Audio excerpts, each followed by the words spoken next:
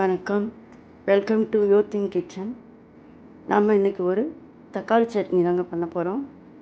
அதுக்கு முன்னாடி நம்ம சேனலை சப்ஸ்கிரைப் பண்ணாதவங்க சப்ஸ்கிரைப் பண்ணி வச்சுக்கோங்க. நீங்கள் சப்ஸ்கிரைப் பண்ணி பார்த்தா தான் இந்த யூடியூப்காரங்க இன்னும் கொஞ்சம் பேருக்கு நம்ம வீடியோ காட்டுவாங்க. அது மாதிரி ஒரு லைக் பண்ணிடுங்க, மறக்காமல் ஷேர் பண்ணுங்கள். வாங்க இந்த சட்னி எப்படி பண்ணுறதுன்னு பார்க்கலாம். வாங்க சமைக்கலாம்.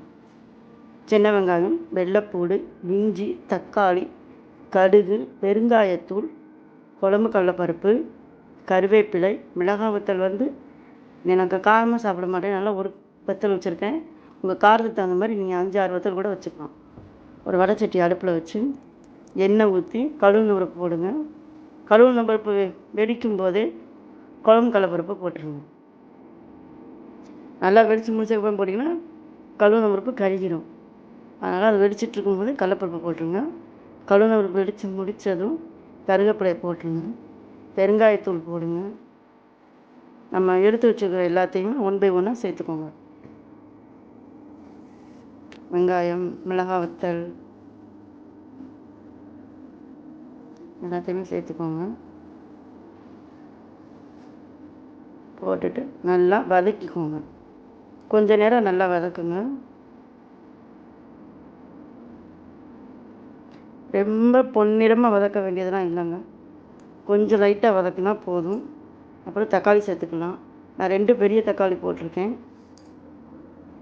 இது 4 பேர் சாப்பிட்லாங்க. தக்காளி நல்லா வதங்கணும் அப்படின்லாம் கிடையாது, ஆனால் கொஞ்சம் அந்த தோல் சுருங்குற அளவுக்கு வதக்குங்க. இந்த மாதிரி வதக்கிக்கோங்க. இந்த சட்னிக்கு தேவையான அளவு உப்பு போட்டுக்கோங்க. இப்போ கொஞ்சம் நேரம் சட்னி ஆறட்டும். நம்ம இப்போ இதை அரைச்சிட்டு வந்துடலாம். பாருங்கள், இந்த மாதிரி அரைச்சிக்கோங்க. இப்போ இதை நம்ம ஒரு தாளிப்பு போட்டுடலாம்.